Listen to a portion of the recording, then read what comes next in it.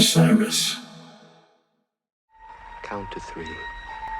Come with me, and you'll be in a world of Do, re, mi, fa, sol, la, ti, do. You have found Daniel Donato's Lost Highway.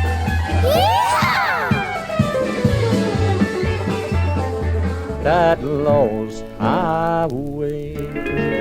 Howdy, y'all. Welcome to the Lost Highway podcast. This is episode 63. My name is Daniel Donato, and this is the podcast of all things Cosmic Country. We are brought to you today by Osiris Media, because this road needs a place to go, and our friends over at Topo Chico for keeping us hydrated. Here is something that I recently read from Friedrich Nietzsche, which I really love. Here we go. My formula for greatness in a human being is amor fati. That one wants nothing to be different, not forward, not backward, not in all eternity. Again, my formula for greatness in a human being is amor fati. That one wants nothing to be different, not forward, not backward, not in all eternity. Amor fati. It's a very interesting concept. I guess what it brings you to is a literal necessity to serve the reality that is all you've ever had is the present moment. You've never actually lived in the past. You just have memories of the past, and you've never been living in the future. You've only hypothesized it. And you might recognize qualities of what your projections of what the future would be in your present moment, because the present moment that you are hearing, feeling, seeing now is what was once the future to you. But it has only been a linear unveiling of present moment to present moment to present moment. And if you can find a way to, almost in the way that Nikola Tesla would say that all things are made up of energy, vibration, and frequency, if you can recognize that you are made of energy and you are vibrating, because you're changing, you eventually die, it means you're in a constant state of change, you are vibrating at a frequency. So you are energy, a collection, vibrating at a frequency. Now, with our consciousness, you can have some free will equity in deciding how you feel and how you are reacting and how you are using your mind to compound the feelings that you have into your out of your internal world into your external world. Right? Because how you feel inside directly affects the way that the outside world appears and treats you. So if you can find a way to enjoy the present moment, if you can find a way to see the beauty in whatever it is that is happening, or try to empathize with it rather, because thinking is different than feeling. To feel something is very real, and I find often that images help. Our mind understands images more than it does words. Our consciousness is visually cued. That's how it works. So images are it. If you can find a way to relate to the present moment image that is your dimensional reality right in front of you, that you are absolutely in at all moments in time, you can find a way to positively radiate. I'm vibrating with love and light, pulsating with love and light. Tom Marshall, Transtasio. It's like, how can you do that most of the time? And like that, to me, if you're thinking of what is a good value and a good ideal and perhaps a good way to think about approaching life, an approach is different than an answer. An answer implies that it is done, but there is a ... There is an ellipses on all present moments that lead to the next one. So an approach is more suited for an ellipses than an answer is suited for a period. Amor fati, my formula for greatness in a human being is amor fati, that one wants nothing to be different, not forward, not backward, not all eternity. Because what that does ultimately means that you are taking the full responsibility and ownership to be present and to use as much of your free will, as much of your vision and your intention, your positivity, patience, persistence, all these things that guide your moral hierarchy, your value structure that you operate in life with. These guide you, and you use them to talk to yourself, and then the way you talk to yourself is how you talk to the world. These structure your internal world and your external worlds that you live in. So if possible, I challenge you, which I challenge myself, of course, first, to find a way to legitimately try to connect and empathize in a positive way with whatever is happening to you in your life. Even the $10,000 credit card bill that I forgot that we had this month. It was like, oh my God. But then you look back at the transactions and it's like, okay, well, it was for these things in business and it was for this endeavor. So I can hate that it cost $10,000, but still, it's okay. You're not going to die. It's all right. Amor fati, y'all. Keep that in mind. And no more sharing of financial information. That is not a very necessary thing. And then one more thing I want to mention to y'all is that We are brought to you by BetterHelp.com. This is very, very fascinating improvement in the world of mental health. All of my friends are a lot older than me, say some of them twice my age over. All we can talk about when I speak with them is how much better of an understanding our generation has for mental health. And I think we have technology to thank for that. And the people over at BetterHelp are a great example of that. So what BetterHelp.com is that these are very smart doctors. These are licensed people who have degrees that will sit down with you and help you analyze your problems, the things that you might be feeling in your life, which might be relationship problems, work problems, personal problems. You can't sleep, you have depression, you have anxiety, you have anger, you have bitterment, you have resentment, you're just generally confused, you might be existentially unsound, you might find yourself leaning towards perhaps a rather Marxist ideal, and you want to bring yourself more to a center place in life. I don't know. BetterHelp.com, you can find somebody who will speak with you over the internet. So you don't have to go into the office and you don't have to risk any health hazards, and all of your information is shared extremely privately, and there's nothing that's leaked or is being sold to any advertising companies. And if you want, you can get a 10% discount by going to betterhelp.com/losthighway. I cannot recommend betterhelp.com enough. If you're wanting to talk to somebody who you don't know, but knows the patterns that you partake in and will help you understand from an objective point of view things that you can do to help organize your immediate environment to help propel you to success in a life of patience, persistence, positivity, much more so, which is brilliant. BetterHelp.com/losthighway for 10% off. My next guest today is Mr. Dave Simonett of Trampled by Turtles. I've been a Trampled by Turtles fan for probably close to 10 years now. I've been listening to them since I graduated high school. They are a marvelous example of what a hardworking, blue-collar American band says, looks like, sounds like, and does, because they've been playing together for years. They make all of their own music. They produce it all, and it's all done through a bubble that is only structured by their own influence. They're not trying to hit for commercial success. They're not trying to perhaps sacrifice a certain part of their value to get a big radio hit or anything like that. And I think that's why they've had such a successful career, and they're playing Red Rocks still 10 years into their career. It's truly an amazing band. We had the opportunity, Cosmic Country, to open up a show for them back in, I think it was May or June, and it was hot as hell outside. And Dave and I sat in the dressing room in the green room and had this conversation on two Shure handheld microphones in between sound checks. And this was just a marvelous meeting of the minds on what was pretty much both of our first tours since the start of the COVID-19 pandemic. So I love this conversation. It's very in-depth, and it's very much tour-centric and story-heavy. I cannot wait for y'all to hear it. Mr. Dave Simonett of Trampled by Turtles, y'all. Yeah. All last year, we were just doing them remotely, and you have like the nice Zoom, like SM7 setup that's like all Joe Rogan style, but, It's bigger. Yeah, it's bigger. It sounds a little bit different, but Sure. I'd rather be out playing. I can get more meaning out of life, like playing music. It seems like I missed it. Did you? Yeah. Yeah. Yeah, I mean, I did, and I also really appreciated the time at home, though.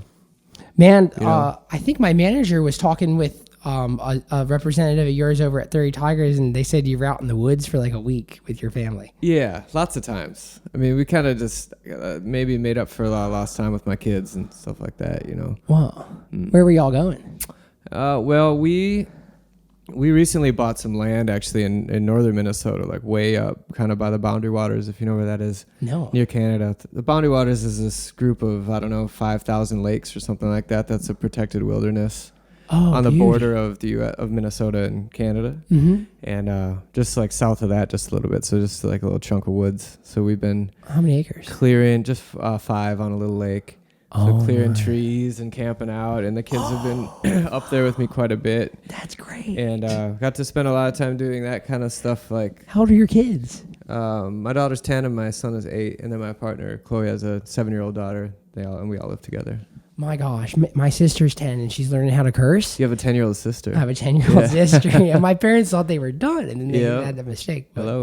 yeah, you know, it's crazy. 10 is like, I get reminded daily of like how you have the opportunity to discover life still. Yeah, it's a cool age. I mean, all three of them really, 10, 8, and 7. I say this every year, but every year it becomes like my new favorite age for those kids. And it's cool to see, you know, my son and I like to go fishing together now, and they love to come out to shows. They came down to like I have in July I'm playing a solo show, right, like with a band opening for somebody, and this group of guys have never played together, so we had rehearsals, and the kids came to that, and they love it, and they're both starting to play music a little bit, and they're just at an age now where they get to become, they're just like these little people, you know, and they're so interested in everything, and there's this they're not jaded about anything yet, and it's this beautiful time period, you know, before they hit the teenage years. Right, then you get like an identity that has all these opinions attached to it. Yeah, that you have to uphold. Sure. I mean, I kind of remember what that was like, but I think a lot of times parents are so much older and so far away removed from those years that it's hard to kind of relate, and I know that's probably coming from me. Oh, that's beautiful, man. You know, I think it's the empathy. Yeah. The more empathy you could have for someone at that age, the more you can kind of be in their shoes. Sure. That's a beautiful thing. Yeah, that's you know, teenage years, man. That's like a necessary. I think biologically, it's probably, you know, they're trying to leave the nest or whatever, and so they try to really carve out their own. You know, I'm not a child psychologist or anything, but that's just what it seems like, and it's Are you hard. into psychology at all? No. Do you study anything like that? Or On the side a little bit, but never in school, no. I find a lot of creative people do. They're interested.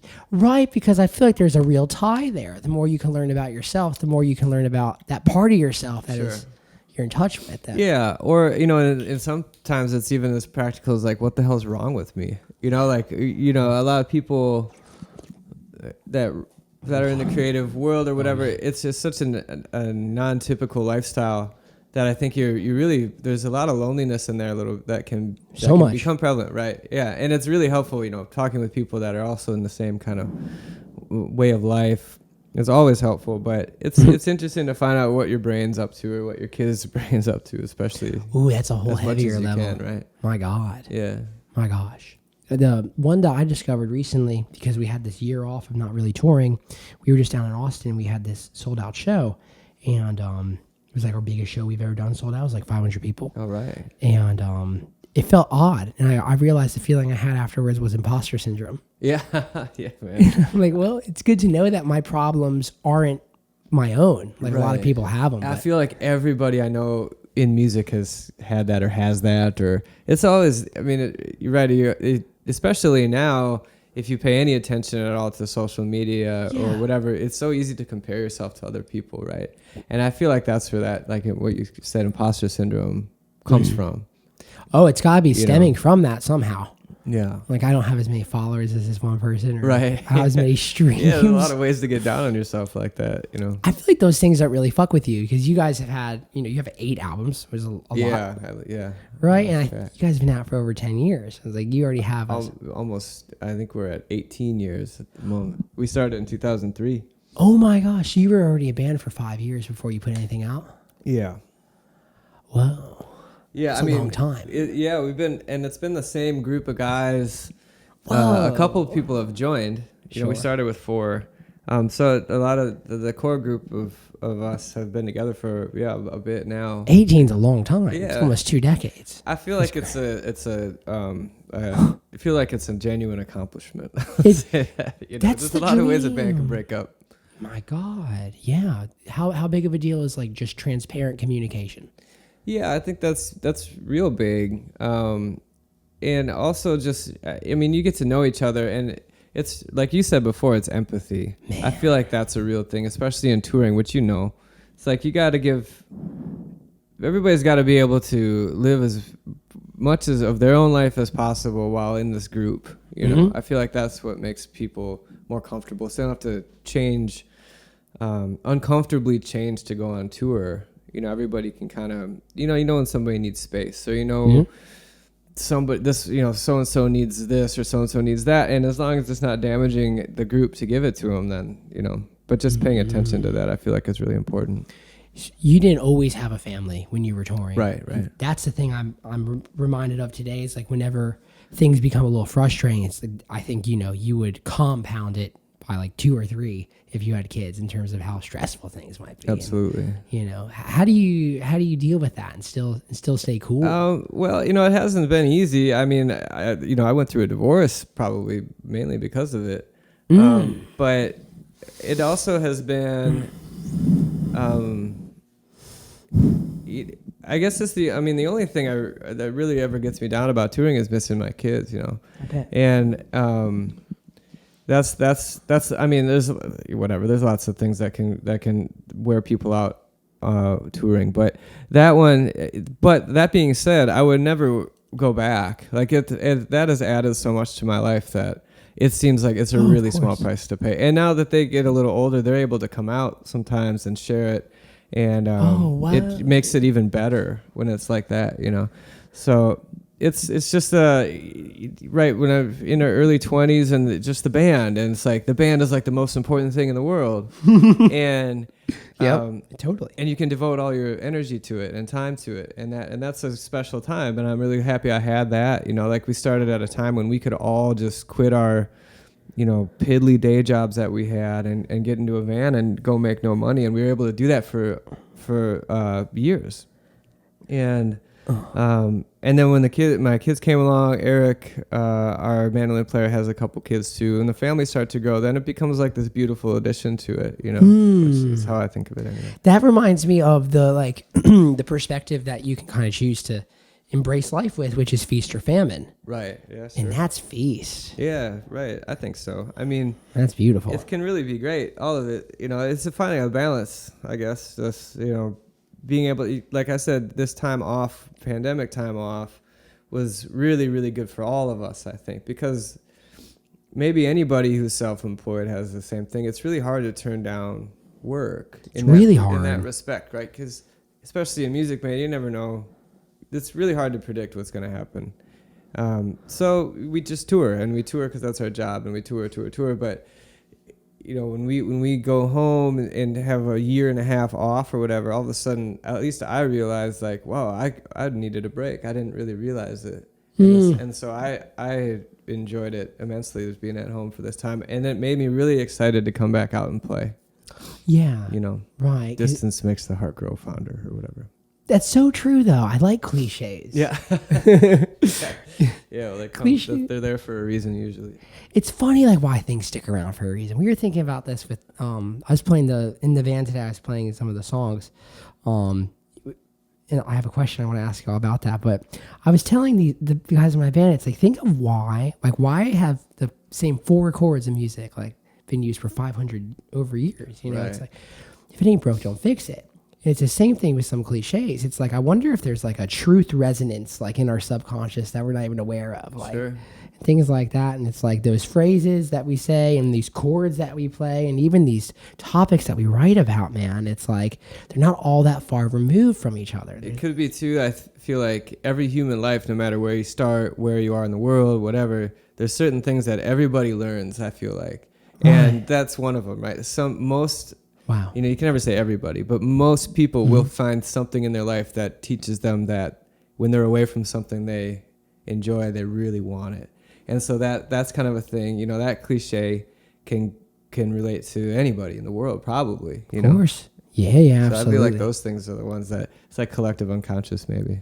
The collective unconscious is a dangerous place. I think that's Carl Jung. Yeah. That guy had, speaking of the owl on your arm, the owl is a symbol of foreshadowing death. Yeah, in some cultures, yeah. And does it have a meaning in other cultures as well? That I don't know. I would say that's a badass tattoo. I don't have any, but that's a brave one to get. We actually had a little bit of an issue, not with the tattoo, but because we have these our stage design at the moment has these giant owls in the backdrop, and we played a show 2 years ago or whatever. We're going back there again this year. It's a big amphitheater, but it's at a casino on a Dakota reservation in Minnesota. And they're one of the cultures that feels that way about the owl. And so they asked that we not bring our big owls in for the stage, you know what I mean? And I was Sure. like, oh yeah, I guess we should probably be a little more sensitive about that kind of stuff. Isn't that so funny being reminded of how you could be more empathetic when you weren't even thinking about It it? wasn't, it didn't even cross my mind. So it was a good lesson. 3 too. Yeah. 3 of them. That's another crazy thing too. Right. That's like the universal meaning behind 3. Sure. You know, it's wild. Man, on Spotify, because that's how we all get into music in some way now. It's the easiest, fastest way. This is something I'm really big on because the way I started playing music was in honky tonks in Nashville just for tips. Yeah. All you played were songs that were written by other people. Sure. And 2 of y'all's most popular songs are fantastic covers of songs. I wanted to kind of hear about your philosophy because you're so individually realized in your own writing. You know, like your first big song was so unique, like the way you guys play it, the way your lyrics read, and the way that you sing them. It's so realized.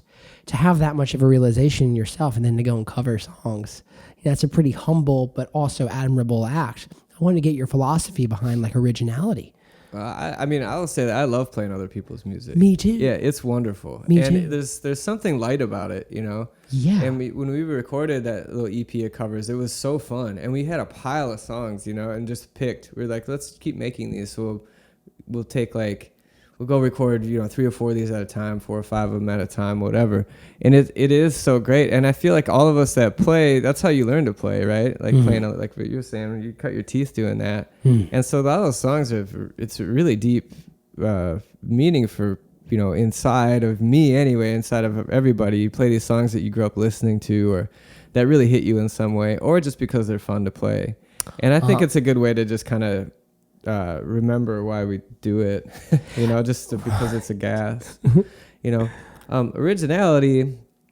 I don't know. I mean, that's a big gray area. I feel like.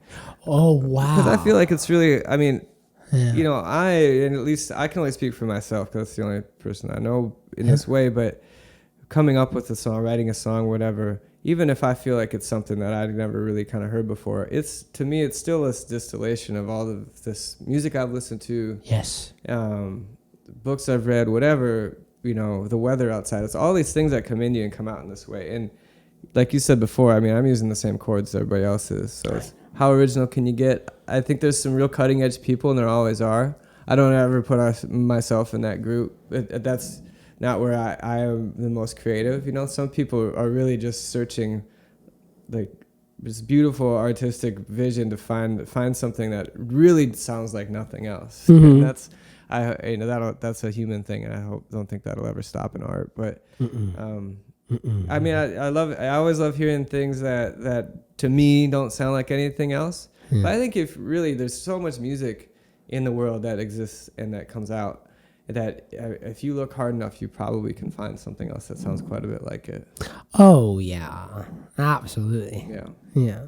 I think there's the music especially the music that you make. It's not really bound to any like new technology. No, definitely It's not. almost like the opposite. It's almost like you want to actually remind people of a different approach to life. When we were in that way. starting out, all of us were, the 4 of us that started, 3 of us were playing in like rock bands. And none of us had any experience playing in a band like this. So I had never heard any kind of bluegrass music, or I heard a little bit of folk, like 70s folk music from my parents growing up. Right. But never really into anything on the acoustic side of playing. I mean, so it was started as kind of an exercise. Like we just wanted to try this little side project to try something. In Duluth, Minnesota in the early 2000s, I didn't know of anybody playing a banjo. And that's not to say that there wasn't. I just didn't know of anybody. Like, it wasn't common here or there. And so we thought, talking about individuality, there's like, there's this space that's empty. Maybe we should check something out like this. And we started learning. Like, I at that time, you said Spotify, but this was before all that. So we'd go to the record store. Oh, yeah. There's this wonderful used record store downtown Duluth back then, and find like all these obscure old like country and bluegrass records and listen to them and learn some of the songs. Who are some of those artists? Well, one that sticks out that's not obscure would be, but he was to me at the time was Bill Monroe, which is probably the least obscure bluegrass musician, being he invented it. But as a 22-year-old who grew up listening to punk rock, I'd never heard of this guy. And Right. I found like They're the similar. raw energy that I had seen in when I was a teenager, music I was really into, and in Duluth at the time had this great like kind of garage rocky lo-fi rock scene, and not like technically amazing musicians, but just so much vibe. And that's the stuff I've always really been into. And then I find bluegrass, which is like these technically amazing musicians, but they still had like the original stuff I listened to still had like this kind of rawness to it. It's really vague, but maybe more of like a blue collar band. I mean, these guys were like coal miners kids, Yeah. And so You can feel their pain. yeah, and it's so that stuff really attracted me to it anyway. But then we did that for a little bit, and then we decided that it would be a fun exercise to try to write the songs that maybe I would write for the rock band, but just use this instrumentation for it. And that's kind of when I think we started being like a cohesive band, I guess. It sounds like, I think Einstein said it, right? He was like, if you don't understand something simply, you can't explain it simply, you don't understand it. Right. And it's like, I mean, what a creative, like fundamentally, that's a really creative and original approach. Sure, yeah, maybe. It's, It was just exciting, at the time. And I still feel like the reason that playing in this band is still exciting for me is that I still feel like that's still the method, right? We take these songs. I write these songs, and then all of us have all these other side projects now. I mean, I could put it in any band that I have, but when you put it in this one, it's still trying to find like an original way to make this song sound. I don't know, like it, not like itself. That's dumb. But just to like, okay, there's a song that we could play with 2 electric guitars, a drum and a bass, or we could try it with this group, and it won't sound anything like it, but it's the same 3 chords, it's the same lyrics and all that. So it's been kind of a fun exercise in that, I guess. and the way you guys play songs is like ferocious and angsty and yeah, existentially unsound. right. Yeah. I like that one. Yeah. Sometimes it's that, the older we get, I feel like admittedly the less that comes out, but I also don't want to just do that same, I just don't want to do that for 20 years either, Man, that's the thing I'm thinking of now. Like, I've been doing it for 12 years, and I'm thinking, what about, I'm 26, and so when I'm 40, right, and I won't be this existentially unsound. Maybe I will, but I don't know. Maybe. It sounds like it gets a little more complex as you get up there. You get land and you get kids and shit, but it's like, how do you still feel like you're transmitting that same frequency as you, because you're playing these songs that are 10 years plus old. Yeah, that I'll tell you that can be a challenge for me. I think more so for some of us than for others in the band. But I have that probably because lyrics are mine, right? So for me, it's like you evolve. I'm 41, and it's just saying something I wrote when I was 22 or 23 or something. It doesn't even feel like the same. It feels like a cover song sometimes, Wow. And sometimes I actually have to treat it that way to like take it with a grain of salt a little bit. Like it's still something that we put out, so it's still fun to play once in a while. But I would say always, and I use that rarely, more attracted to the newest material that we've made is always something, because that's like my current state of mind, and that's where I feel like I'm most comfortable musically and lyrically and all of that. So yeah, there is that, and I'm sure that everybody that's people have been around. Think about like a Bruce Springsteen or something, or Dylan, who's like, Dylan's in his 80s, and then Just think about something 80. you wrote 60 years ago or something, and trying to be authentic. It's not really going to be, but on one hand, but on the other hand, it is, because it's still the same life. It's the same person. So. We throw in some old songs that I could have lived without once in a while for sure. But that's because the people different. like them. Yeah, I mean, Yeah, man. I think so. Maybe for no other reason that it's rare that we play them, or maybe how for me, I'm this way with bands that I like, right? Where whatever the first record is that I heard from them usually has a real special place, Right. And so for those people that like our first record was what maybe and they're 15 years older now or whatever. their lives are way different, but you still like, if you really like a band, that something about that, like the first record you hear from them will always have a special place in your heart, I think. And so for some people, maybe our first record's like that. Right. And whatever, it's still fun to do it. It's nice to have that much material to pick from. I'll say that. You guys have a fuck ton of songs, man. Lot of songs. Yeah, I know. So I put out a solo album last year and a solo EP this year, and I have one show. I had a tour booked that got wiped out, right? So I have one show with that group, and we were, I started to write down the list of songs. Like every single song that I have in that project still doesn't make up enough time for a set. You know what I mean? So it's like looking at it from that perspective. I remember being back there, and that's exciting in its own right, I suppose. Because it's a new challenge. Yeah. I feel like maybe with how long you guys have been into it now, like you understand the cyclical nature of the challenges that this band has. Yeah, for me, it's important to reach out and find those new ones, like you said, like start a new band. And even if you make like an album or play one show or 100 shows, right? Just like the newness of it. Oh, and wow. that helps me come back to this with a fresh kind of state of mind, I think. Right, because this is more like this definitely is also a business. Like, right, and so like you go and like people expect a certain thing out of it, and you understand where it's going to go. It's probably not a lot of exploitation. It is exploit. It's not explore. Right. Yeah. I mean, we still try to keep an amount of that in there. I think all of us would go crazy if we didn't allow that to be there. Yeah, totally. But for me, it's like there's nothing barring us from trying whatever we want in this band. But I think like just the simple fact of playing music with other people and maybe writing in a different way. I have an instrumental band that's just kind of like a atmospheric kind of drony thing. Our guitar tech plays guitar with me in that, actually. Like a Daniel Lanois kind of. No, not that. Speaking of Dylan, like those 90s Dylan records. Not that like.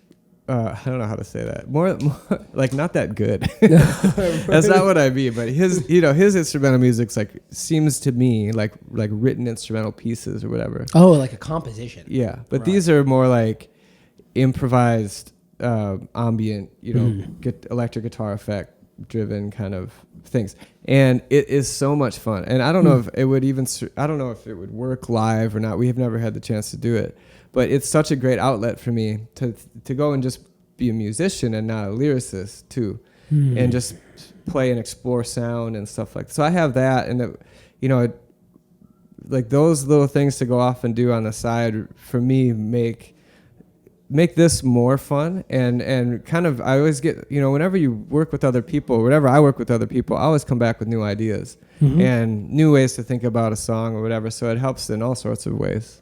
I wonder if that comes from you trying to like keep in mind that you can learn something from everyone that you come in contact with. Yeah, don't forget that. That's important. Right, no matter who they are, really. That's the thing. But it's like you're a successful musician, and it's like, and you're all in like a good way too, and not like some like viral like TikTok way that like you don't know how to like recreate it, but it's a way that's truthful. It's like I feel like, man, like people can forget that they can forget.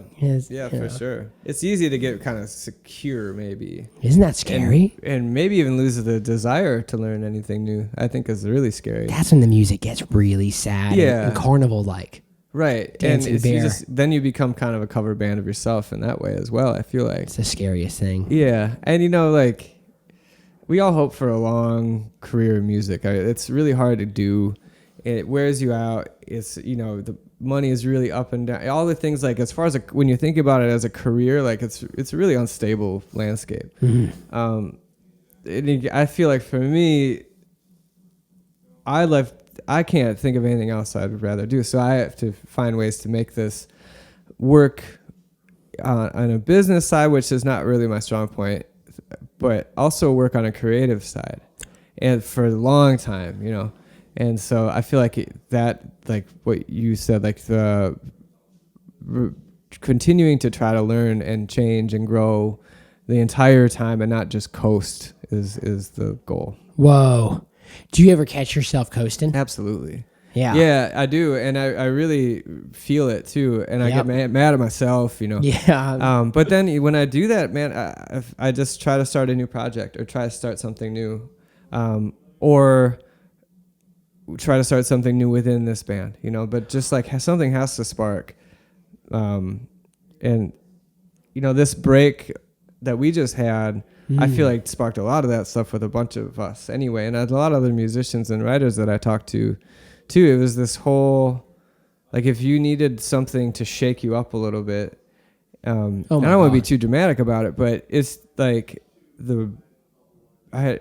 so many of us had a lot of time to either try to make art or make something throughout that period or to completely not, you know. Right. And I did both. The first 6 months we were off tour, I didn't pick up a guitar, I didn't try to write a word. I just did everything else in my life that I hadn't been doing. Was that like exercising, sleeping? It was sleeping, like eating vegetables, you know, mainly hanging out with my kids. But do you eat meat? Fishing, I do, yeah. Fishing, you know, just doing all these like home things. Yeah, man. And then once I feel like it was like a palate cleanser. Yeah. And then I started to write like crazy, which has been great. Isn't and I found all these outlets for it, and it's been really, really cool. And you know, I think hopefully not a forced break, but like an extended break from anything like a band that's together all the time is can be a really good thing. It's really hard to do. It's really hard to make yourself do it unless somebody else makes it happen for you, I feel like. But it's become a real important tool, I feel like, for us. So creating like a thing that I've noticed during COVID, now that COVID, we're kind of bookmarking it, but it's hard to do because it's such an abstract thing. Right.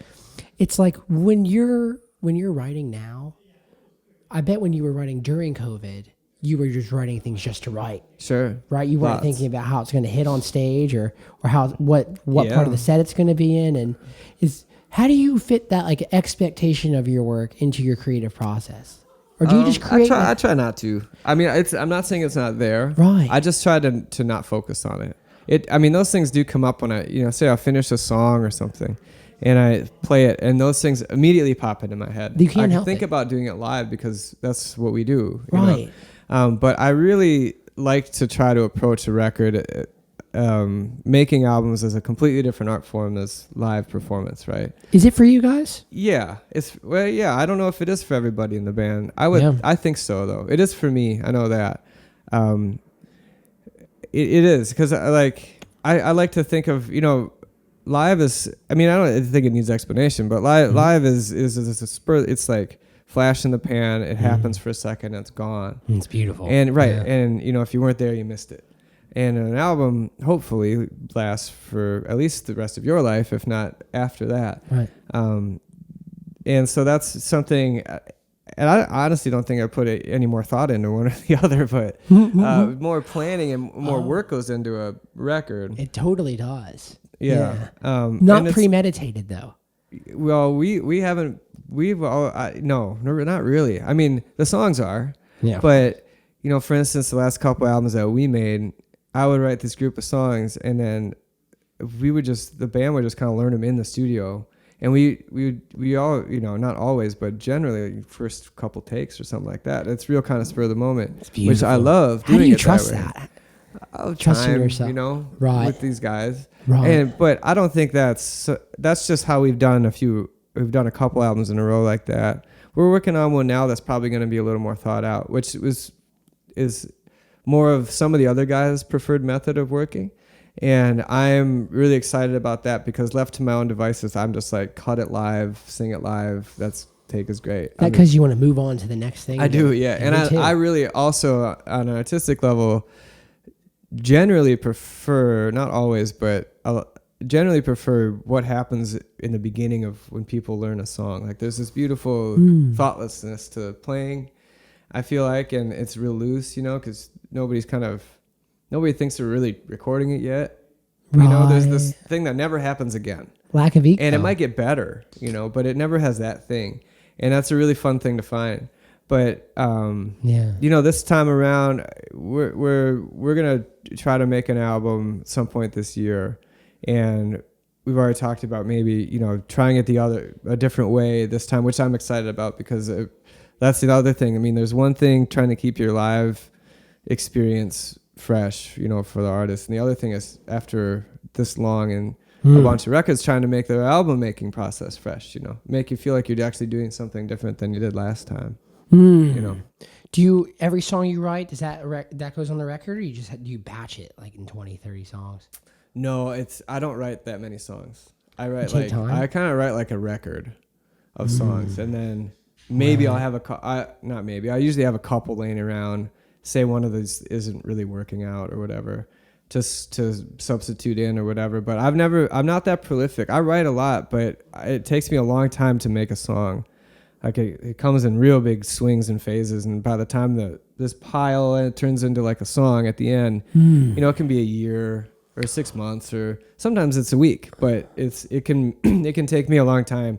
So I usually work with, like, I want to make an album, the band wants to make an album or another project or whatever. I got like kind of a general time frame when that's going to happen, and then I start writing it. Like now I'm writing on an album, and mentally you're there. Try to distill that into like what I feel like is kind of feels like a record, and then go into the studio with those. Boy, that's scary. Yeah, but I also like the thought of writing 30 songs to me within a year is terrifying to me too, because they don't pop out of me that fast. And you don't try to make them pop out of you that fast either. No, which is admirable. No, but I'm jealous of that sometimes. Like I have some friends that write like that. It's like they show up to the studio with 35 songs or whatever. I'm like, whoa. First of all, you probably need a producer if you're there. But second, right?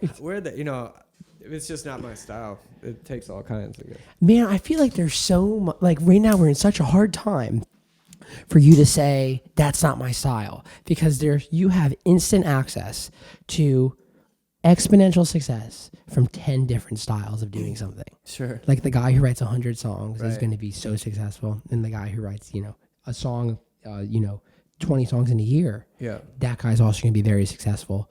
It's interesting. So something that I'm personally, and people who are listening to this as well, guys that are around my age or creatives that are a little younger, when were you, it might be hard to remember, when were you cool with just like, you do you? That's your style. I feel like I don't remember. I'd like to say that it's always been that way, but I'm sure it hasn't. It seems like it, man, because like when you guys first released your first collection of music, it's so realized. Well, yeah, there might be something in that about like what I was saying a little bit ago about how we approach it is we really just kind of go in there and like counter produce it. You know what I mean? Whoa. And that hasn't always been this intentional thing. It was just what we did. And then it became, I'm really into, it's also influential, or I take it from probably influences on myself that I really like. Like, I love like Neil Young and Crazy Horse and that kind of style where it's loose and, but like, there's this sort of weird magic there that. Like Magic Pill? That record? Like, what is that record? Yeah. And I mean, like, Neil would make people switch all the instruments that they've never played before and like try to take like that. Mm-hmm. And there's like, I think that's the same thing, like this initial thing that happens when somebody doesn't know a song and tries to play it. Wow. And this, a couple times through, it might be it's this really cool, experience that won't ever happen again, but it's not gonna be like by far the best version of that song, but it's something else. I don't know what to say, but like Tom Waits, I feel like that, just this kind of raw approach to recording that I've always been a fan of. And I feel like if you're doing that, then there's really not a lot of, you can't think about it too much. There's no really room for a lot of pretense there, Right. That comes maybe more in like, I'm going to make this thing sound like this certain thing, which is fun as well to think about. But I don't know. It's almost like you get to a certain point too where you're like, you're not going to do something better. You're just going to do something different. Yeah. After so many takes. Absolutely, yeah. 3, 4, 5 takes of the same song. That's about my limit with anything. And not saying that we're going to get it that fast, but oftentimes we do. But if we don't, then that's when I have to move on to something else and come back. Oh. Whoa. That's interesting. So you'll just abandon something. Yeah, we'll just like, we'll try this one tonight, you know? Oh, wow. Because I start to lose for me, and for some of the other guys in the band, if not everybody, after 4 or 5 takes, I feel like people start to just try to get through the take without screwing up. Right. Accuracy. And then, right. Instead of going for whatever you're going for at the beginning. Right. You know, you kind of, to me, I lose my emotion, and I just don't be the one that screws this one up. You know what I mean? And you got a bunch of guys like staring at their instruments, trying not to fuck up, and that's about the least rock and roll thing you can imagine. I feel like. And it's always the third chorus too, where you fuck it up. It's always like right when you're about to finish. So close to the end, yeah. What about taking chances live? Because this is probably the biggest show that we've played in some time, opening for you tonight, and I want to take a chance. Like, so I put a song on the set list that's like, let's go. Like, they've only played it 2 or 3 times.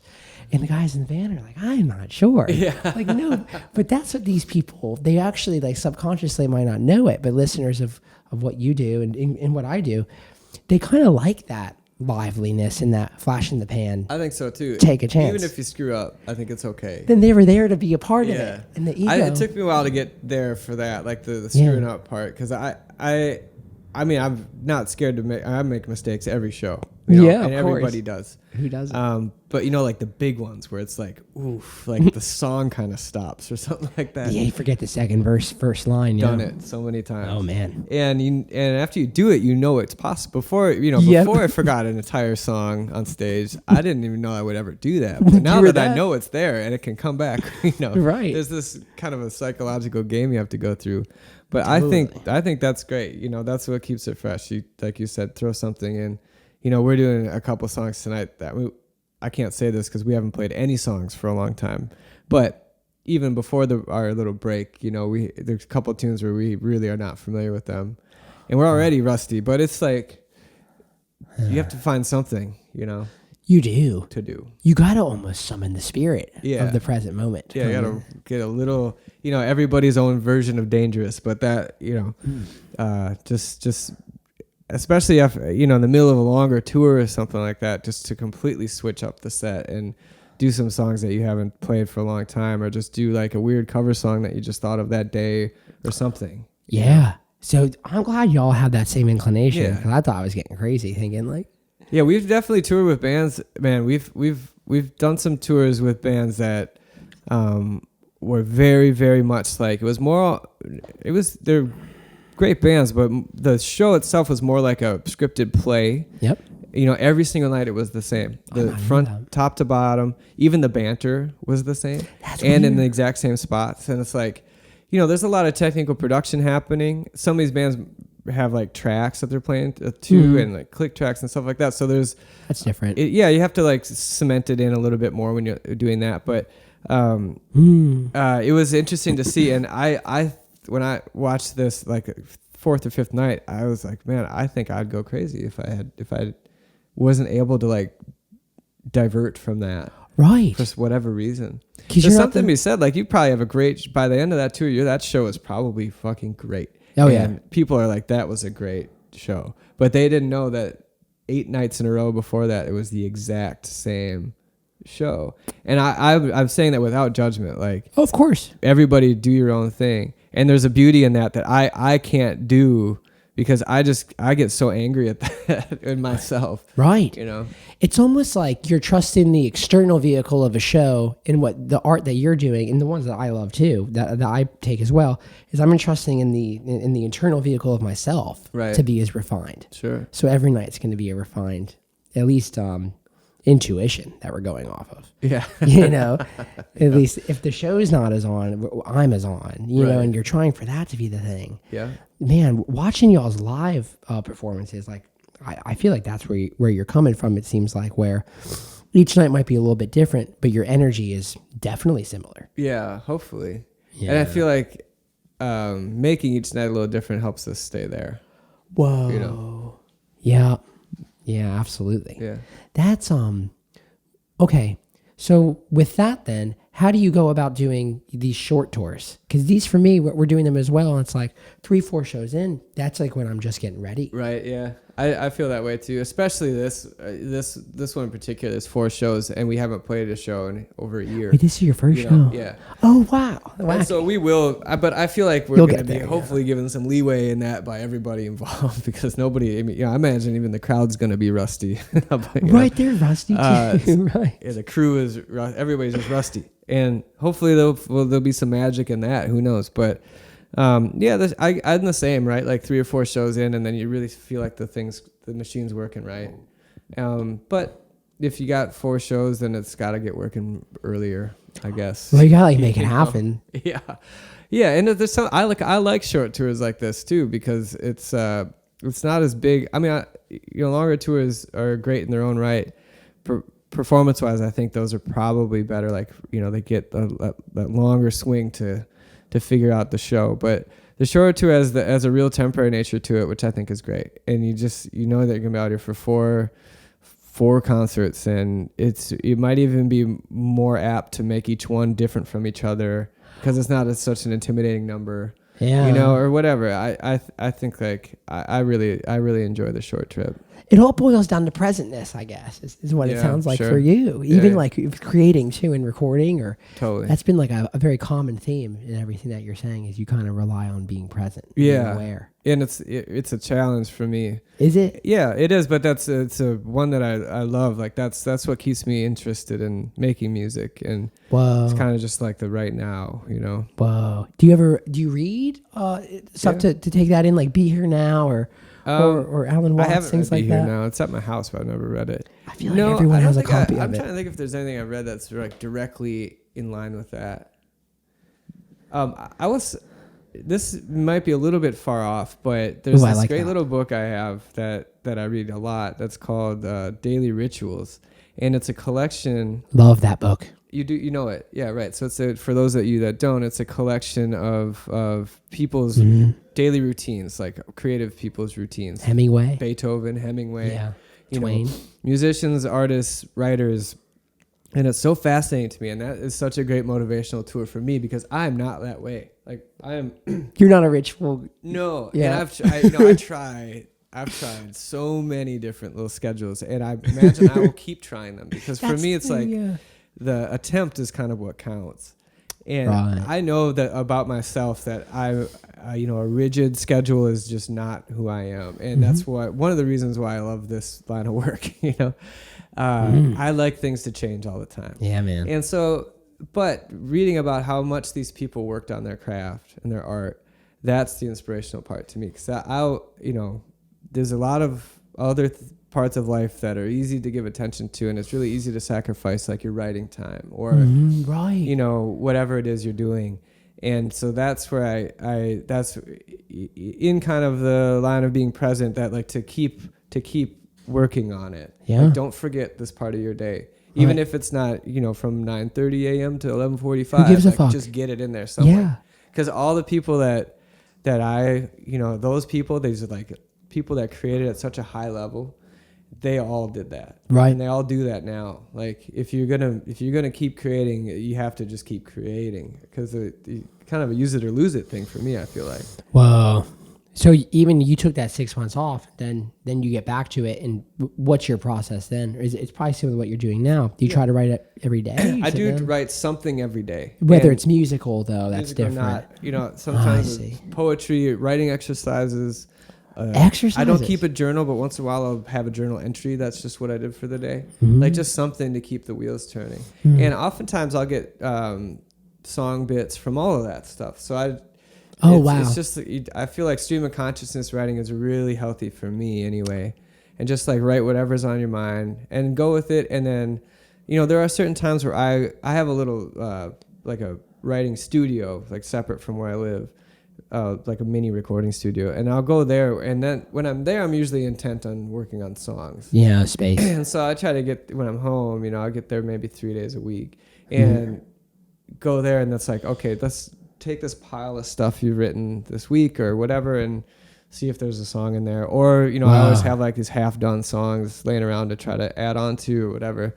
And so I do try to focus on songs specifically sometimes. Why'd you never leave Minnesota? Probably because we leave all the time. know? Right. Yeah, and that's great. for me anyway, Yeah, you know, I got married fairly young, had kids. How old I were wouldn't you? say had kids when I was young, but I was married when I was 25.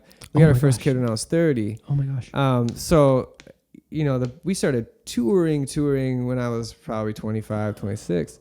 And so Wow, man. already there was weren't kids in there yet, but there was a home life there. You were married when you started touring. Yeah. Oh, wow. And so, you know, she was a teacher. And so we had like a life there.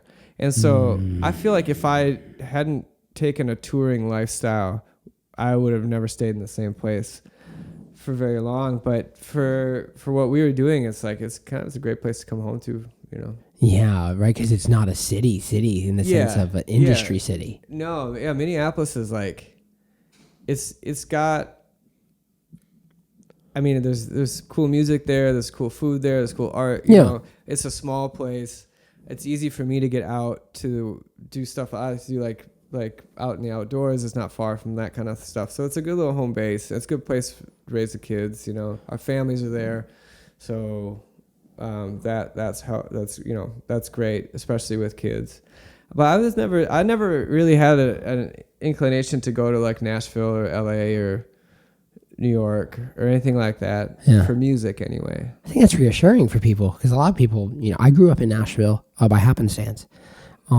People are always asking, when do I move to Nashville? Right. Yeah. It's like, really? That might be a different career path that I was on though. You know what I mean? I feel like people are moving to Nashville.